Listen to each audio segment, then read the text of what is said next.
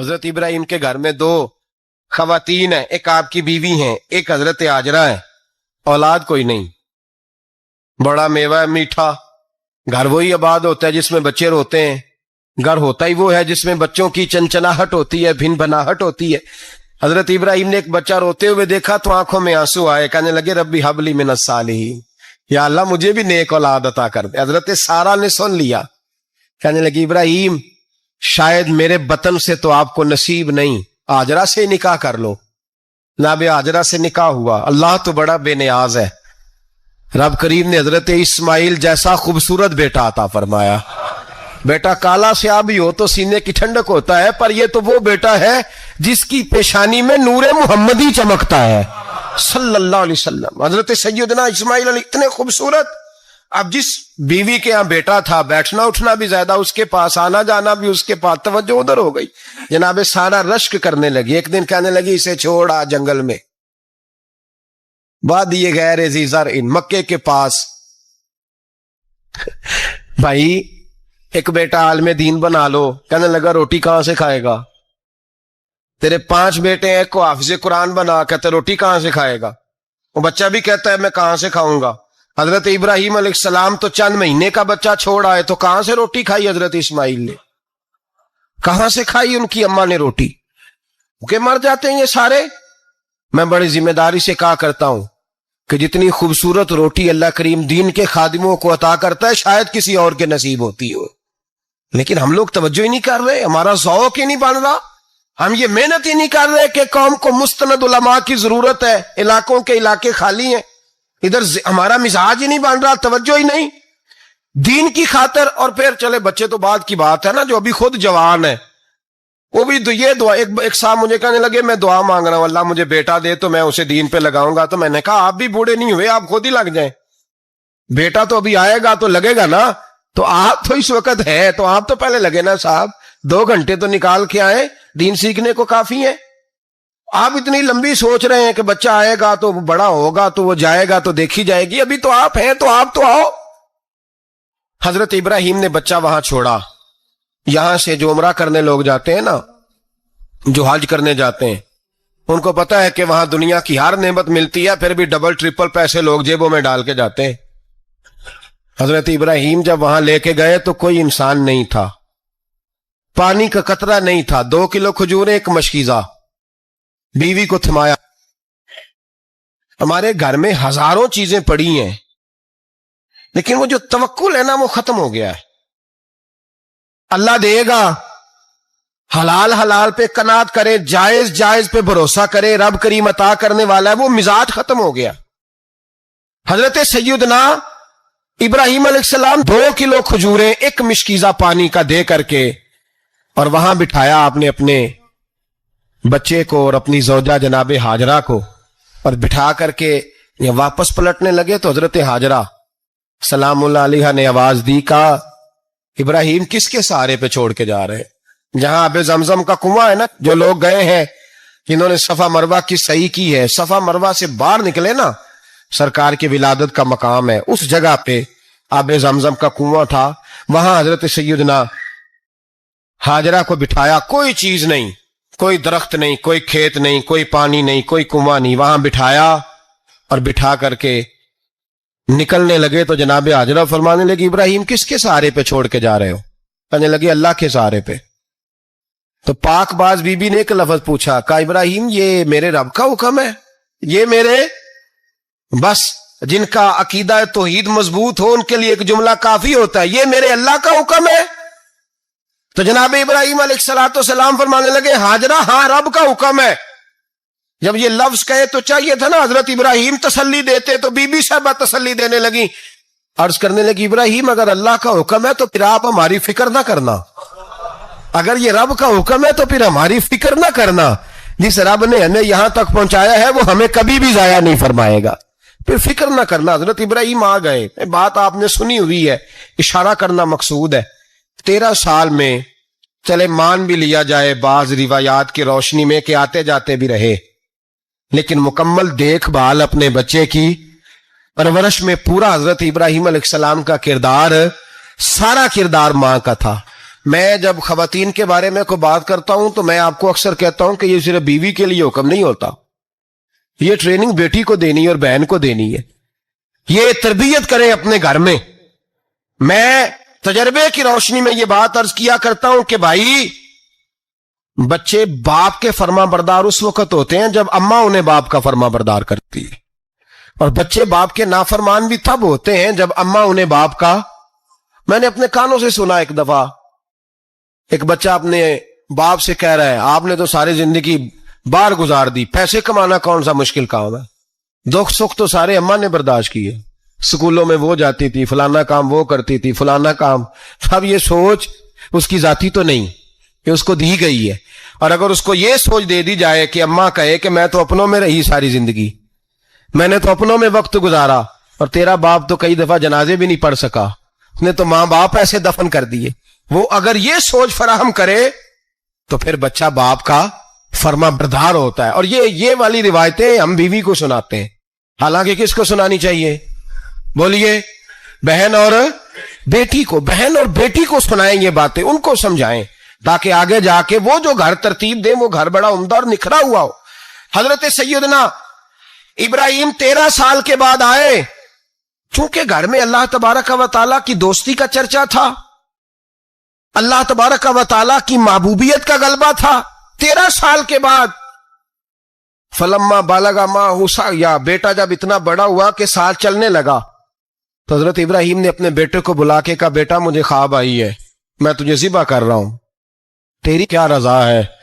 تو حضرت اسماعیل کہنے لگے یا ابت افعل ما تؤمر، ابا جی اللہ جیسے حکم دیتا ہے میرے ساتھ ویسے ہی کریں، جیسے اللہ حکم دیتا ہے ویسے ہی، بولیے، ویسے ہی کریں۔ حضرت حاجرہ کو کہا کہ ایک دوست نے دعوت کی ہے تو وہاں جا رہے ہیں، بی بی مطمئن ہے، تفصیلات کی ضرورت نہیں، ختم بات، اعتبار ہے، مطمئن ہو گئی۔ شیطان پیچھے سے آیا اماں کے پاس، ذرا تھوڑی دیر کے لیے تصور جمائیے، یہاں تو پڑوسن آ کے کوئی بات بتا دیتی ہے خاوند کے بارے میں تو کئی مہینے جھگڑا جاری رہتا ہے، پڑوسن محلے دار۔ شیطان نے آ کے بتایا لفظ کیا ہے؟ کہا حضرہ تمہیں پتا ہے کہاں جا رہے ہیں؟ کہا دوست کی دعوت میں۔ تو کہنے لگے دوست کون ہے؟ رب کریم، اور ابراہیم کا خیال ہے کہ اس رب نے مجھے حکم دیا ہے کہ میں ذبح کروں۔ تو حضرت حاجرہ کہنے لگی کبھی باپ بھی بیٹا ذبح کرتے ہیں؟ شیطان کہنے لگا ان کا خیال ہے کہ ان کے رب نے حکم دیا ہے۔ تو جناب حاجرہ فرمانے لگی اگر رب نے حکم دیا تو پھر تو مجھے شیطان لگتا ہے، تو مجھے شیطان لگتا ہے۔ کا کیا مطلب؟ فرمانے لگی اگر رب کریم کا حکم ہے تو میرے پاس ایک اسماعیل ہے، اگر 1000 بھی ہوتے میں سارے اللہ کے راستے میں پیش کر دے دیتی، مالک کا ہی تو ہے سارا کچھ، اسی کا ہے، اس میں لیت اللہ کی کیا گنجائش؟ حضرت سیدنا ابراہیم علیہ السلام نے بیٹے کے حلق پہ چھری رکھ بھی دی اور چھری چلا بھی دی، رکھ بھی دی، اور وہ تو اللہ کریم نے فرمایا یا ابراہیم قد صدقت الرؤیا، ابراہیم تو نے خواب سچا کر دکھایا، وہ قیامت تک تیرا نام رہے گا۔ حضرت ابراہیم نے وطن بھی دیا، جان بھی دی، بیٹا بھی، اللہ کریم نے دمبے دیے، فرمایا یہ فدیہ ہے۔ اب یہ قربانی قیامت تک حضرت ابراہیم کے طریقے کے مطابق جاری ہے۔ حضرت ابراہیم بہت بڑے مہمان نواز تھے، بہت بڑے۔ آپ جب مصر میں قیام تھا تو بڑے بڑے لمبے چوڑے لنگر پکتے تھے، لوگ آیا جایا کرتے تھے، بڑا تفصیل کے ساتھ کھانا ہوتا تھا۔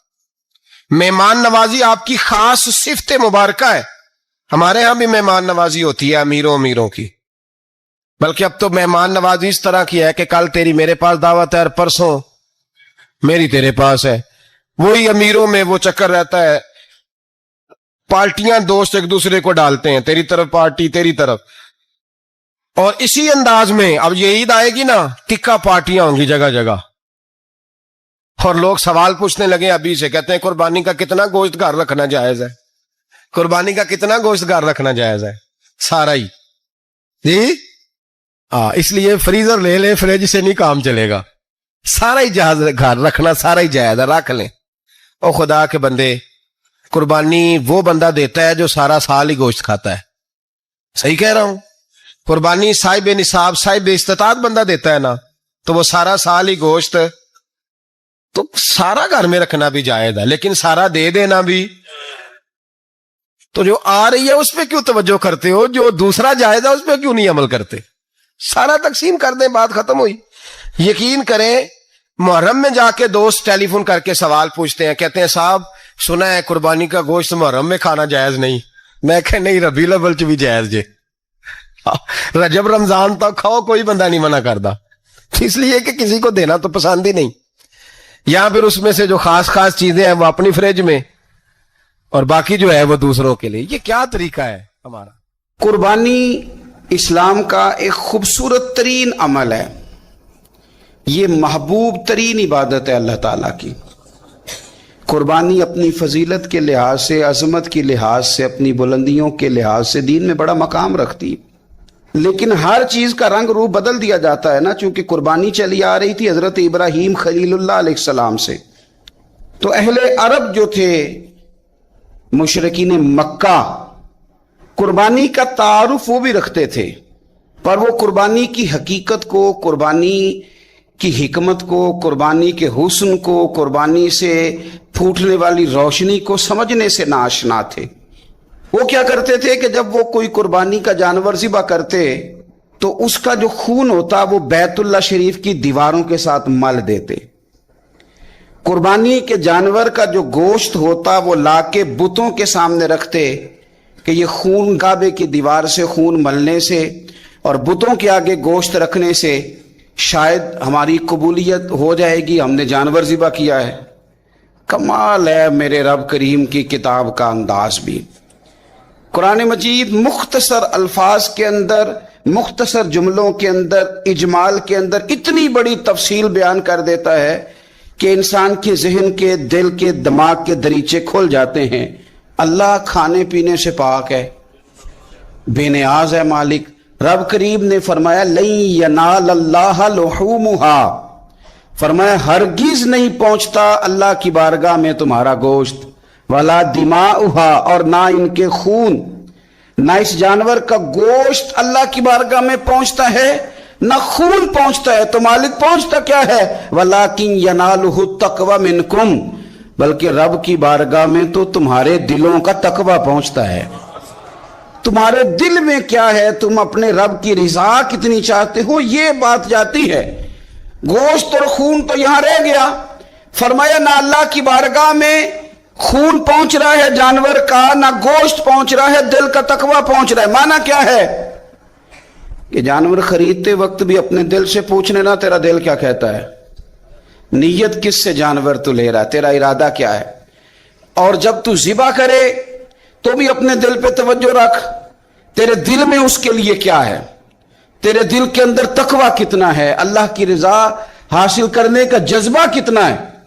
اور جب تو اس کا گوشت بانٹے تو پھر بھی تیری نظر آنے والے بندے پر نہیں ہونی چاہیے، جس گھر میں گوشت جا رہا ہے اس گھر پر تیری نظر نہیں ہونی چاہیے، بلکہ تیری نظر تو رب کی رضا پہ رہنی چاہیے۔ اللہ کی بارگاہ میں جو چیز جائے گی وہ دل کا تقوی جائے گا، اپنے دل پر محنت کی جائے، دل کی خواہشات، دل کی نیتوں کو، ارادوں کو صحیح کیا جائے۔ ایک آیت نے سارا فلسفہ بیان کر دیا کہ نہ وہاں خون جاتا ہے نہ گوشت جاتا ہے، وہاں تو تمہارے دل کا تقوی جاتا ہے۔ تو جس چیز نے وہاں جانا ہے اس پر زیادہ توجہ ہونی چاہیے تھی، اس کا زیادہ خیال ہونا چاہیے تھا۔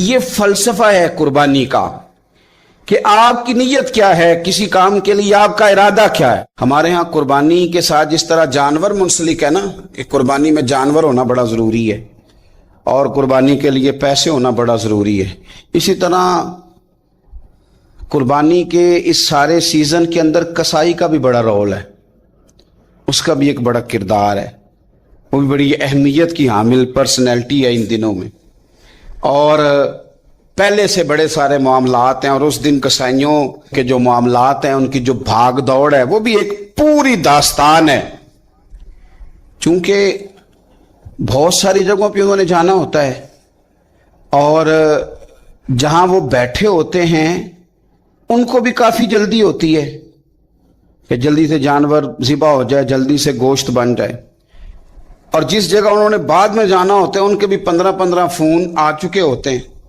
تو وہ جو خاص اسلام حکم دیتا ہے اس موقع پر، اور نبی پاک علیہ الصلوۃ والسلام کی جو خاص نصیحتیں ہیں اور हुजूर ने जो खास एहतियातें बताई हैं वो एहतियातें पूरी नहीं होती। देखें, आप इस फलसफे को समझें कि कुर्बानी की तारीफ ये है कि मखसूस जानवर मखसूस वक्त में अल्लाह की रिजा के लिए ज़िबा करना है, अल्लाह की रिजा के लिए। अब ये नहीं है कि आपने फटाफट आओ देखा ना ताओ देखा, जिस तरह की छुरी आपको मिल गई, जिस तरह हो सका बस उसको मार देना है, उसे ज़िबा करना है और अच्छे तरीके से करना है। यह हदीस आपको सियासत्ता में मिलेगी, मुस्लिम शरीफ में मिलेगी, अबू दाऊद शरीफ में मिलेगी। हजरत शद्दाद बिन औस रज़ी अल्लाह तआला अन्हु हदीस के रावी हैं। नबी पाक सल्लल्लाहु तआला अलैहि वसल्लम ने फरमाया, एहसान करना अल्लाह ने फर्ज किया है हर चीज पर, मालिक ने हर चीज पर एहसान करना फर्ज किया है। तो फरमाया जब तुम ज़िबा करो तो अच्छे तरीके के साथ ज़िबा करो, छुरी को तेज करो, और फरमाया ज़िबा होने वाले जानवर को आराम पहुंचाओ। अच्छे तरीके से ज़िबा करो, छुरी तेज हो, उसे आराम हो, उसे तकलीफ ना पहुंचाओ, अच्छे तरीके से ज़िबा करो, उसे ठंडा हो लेने दो, फिर उसकी खाल उतारी जाए, थोड़ी एहतियात की जाए, अच्छे तरीके से चीजों को लिया जाए। आप देखिए हुजूर एक बात करते हैं लेकिन सोच के धारे बदल के रख देते हैं। रसूल करीम सल्लल्लाहु अलैहि वसल्लम गुजर रहे थे तो एक शख्स ने बकरी के पहलू पर पैर रखा हुआ था और वो छुरी तेज कर रहा था, यानी बकरी को उसने गिराया हुआ है, लिटाया हुआ है और पहलू पर पैर रखा हुआ है और साथ साथ वो छुरी तेज कर रहा है। तो नबी पाक सल्लल्लाहु अलैहि वसल्लम ने क्या खूबसूरत बात इरशाद फरमाई। हुजूर अलैहिस्सलातु वस्सलाम फरमाने लगे, तुम इसे दो मौतें देना चाहते हो, दोहरी तकलीफ में गोया तुम मुब्तला करना चाहते हो, इसके सामने ही तुम छुरियां तेज कर रहे हो। हुजूर फरमाने लगे, दो मौतें देना चाहते हो, चाहिए था कि पहले से ये सारे औजार तुम्हारे तैयार होते तो उस दिन किसी एमरजेंसी का शिकार ना हो। 3 दिन शरीयत ने इसीलिए तो रखे थे, इसीलिए तो वक्त रखा था। आप इस तरह का कोई माहौल ना बनाएं जिससे जानवर को भी तकलीफ हो, अजियत हो। मैंने कहा कि मेरे करीम फरमाते हैं रब ने हर चीज पर एहसान करना फर्ज किया है, अच्छे तरीके से ज़िबा करें, छुरी को तेज करें सकता, लेकिन नबी पाक को तो अल्लाह ने इख्तियार दिया है ना, हलाल हराम का। हुजूर शारे या रसूल अल्लाह सल्लल्लाहु अलैहि वसल्लम, इस शर्त पर कलमा पढ़ूंगा कि नमाजें 2 पढ़ूंगा, कुर्बान जाए। मदीने वाले महबूब अलैहिस्सलाम ने फरमाया, तू 2 ही पढ़ना, कलमा पढ़ सही, आ जा, आ सही। शारहीन हदीस ने लिखा है, वो जिसने 2 की शर्त पे कलमा पढ़ा था वो बाद में तहज्जुद भी पढ़ा करता था। तो आने तो दें, आप पहुंचने तो दें, आप मुजाहरा तो दानाई का करें। औरत टेढ़ी लकड़ी है, सीधी करनी चाहोगे तो टूट जाएगी। तो उसका तरीका यह है कि आप हिकमत के साथ डील करें, दानाई के साथ अपने घर में वक्त गुजारें।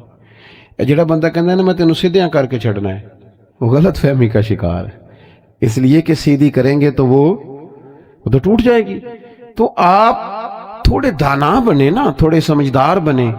मैं कभी कभी ज़राफत के तौर पर दोस्तों से कहा करता हूँ, अक्सर कहता हूँ, मैं कहता हूँ मियाँ बीवी के झगड़े में ज़्यादा गलती मियाँ साहब की होती, तो सारे मुझे घूरते हैं जिमें तुसी नहीं सारे घूरन लग पाए, भाई साड़ी गलती है, साढ़े को कदी दुख सुनो तो सही तुसी बह के, तो वो घूरते हैं सारे। लेकिन मैं कह देता हूँ अक्सर कि मियाँ बीवी के झगड़े में ज़्यादा गलती, उसकी दलील देता हूँ। दलील मेरे पास ये है कि औरत बेचारी की अकल नाकस है, तो आपकी तो पूरी है ना, तो फिर झगड़ा खत्म किसने करना था? जिसकी आधी है कि जिसकी पूरी है?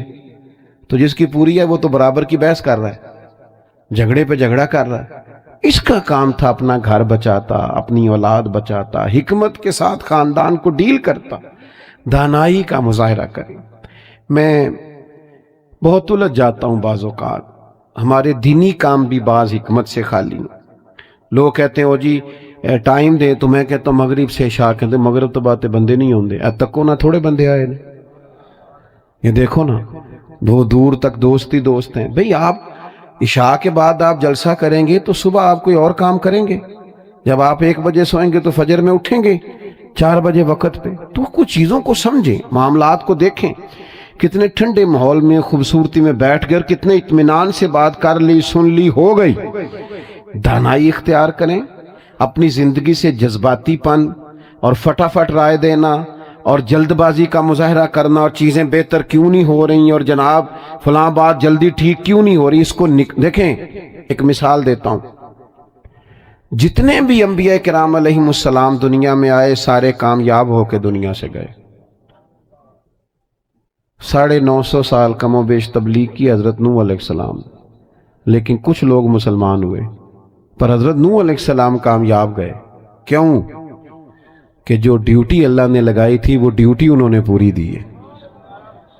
बाकी इनकलाब तो रब की हिकमत है, कब आना है। हमारे जिम्मे जो ड्यूटी है वो ड्यूटी हमने, हमारे उस्ताद कहा करते थे, पुत्र मसीत ध्यान ना खोलनी है ते सफा वक्त ना बिछानियां ने ते अजान टाइम ना देनी, नमाजी अल्लाह काल देगा।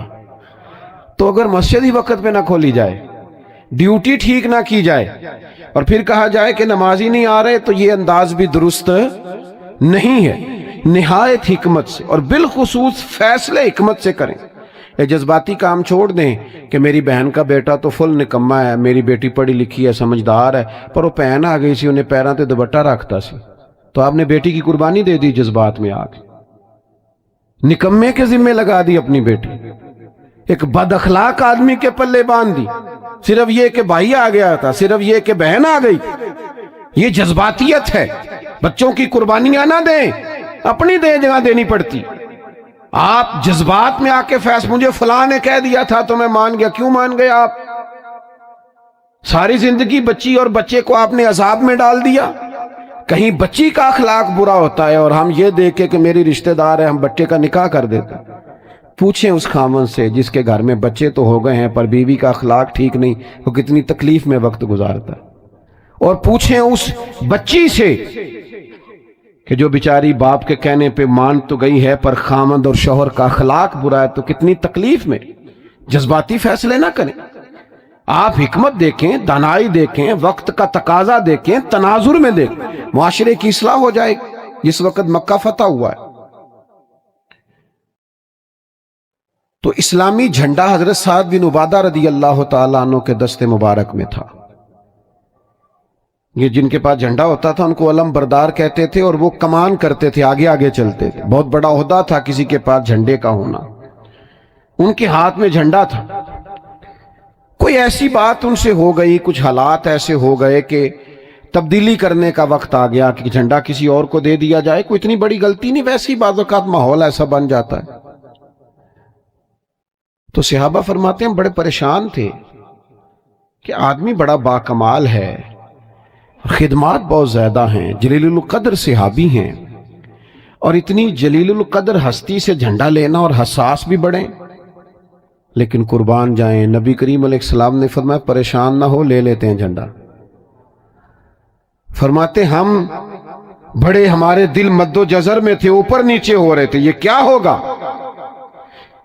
कोई ऐसी बड़ी बात भी नहीं, लेकिन हालात कुछ अजीब हो गए, इनसे झंडा लेना पड़ेगा।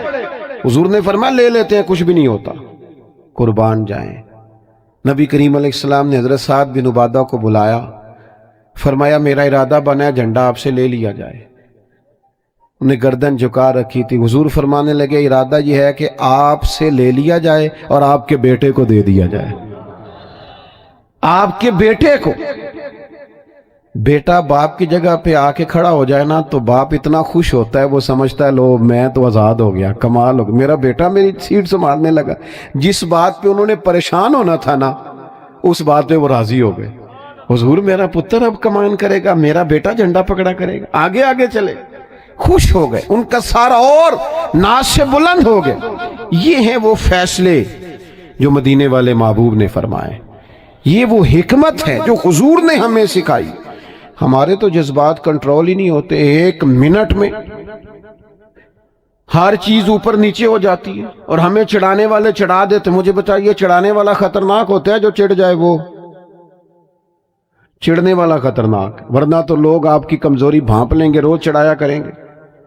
आप क्यों चिढ़ते हैं? आप क्या पता नहीं किसकी बात कर रहे हो, पता नहीं तू किसको कह रहा है, मैं वो नहीं हूं जिसकी तू बात कर रहा है। अपने अंदर हौसला लाएं, तदब्बुर लाएं, हिकमत लाएं, मामला फहमी लाएं। चीजें दानाई से आगे बढ़ती हैं, हिकमत के साथ मामलात आगे चलते। वक्त की रफ्तार और तकाजों को समझें, कौम की नब्ज को जानें, अपने बच्चों के ख्यालात पर गौर करें, क्या सोचते हैं, क्या बोलते हैं, क्या कहते हैं, कहां पहुंच गए। उनके साथ गुफ्तगू करें, दोस्ती अपने बच्चों से लगाएं, उनके सवालात को सुनें اور جذباتی طور پر نہ سنیں، ان کی رائے لیں۔ مجھ سے ناراض نہ ہونا، اب تو پہلے تو ہم جوانوں سے کہتے تھے نا موبائل کم چلایا کرو، اب تو بزرگوں سے بھی کہنے کو دل کرتا ہے کہ آپ اس کو کم چلائیں، اپنے بچوں کو وقت دیں، ان کے پاس بیٹھیں، ان سے تعلق بنائیں، ان کی باتیں سنیں کہ کس کے ساتھ اٹھتے بیٹھتے ہیں، اس پر غور کریں۔ اپنے گھر کا ماحول خود سے کنٹرول کریں، اپنے ماں باپ کو وقت دیں۔ آپ کہتے ہیں میں دوائی وقت پہ دیتا ہوں ابا جی کو، اماں جی جب کہتی ہیں میں کپڑے لا کے دیتا ہوں، اماں جی کو فون کریں۔ اس طرح یاروں کو کہتے ہو نا آج روٹی نہیں کھانی میں آؤں گا کٹھے چلیں گے، اماں کو فون کریں، اماں آج تساں پکانی تے میں تاں کھانی، کہیں اماں سے، اسے دوائی نہیں لینی پڑے گی، طبیعت ٹھیک ہو جائے گی۔ ابا جی کو کہیں کہ ابا جی آج شام جب تک میں نہ ہوں آپ نے کھانا نہیں کھانا، میرا دل کرتا ہے، بڑے دن ہو گئے کٹھے روٹی کھائیں گے، یہ کہیں والد صاحب سے، اس دن ان کو شاید بلڈ پریشر کی گولی نہ کھانا پڑے۔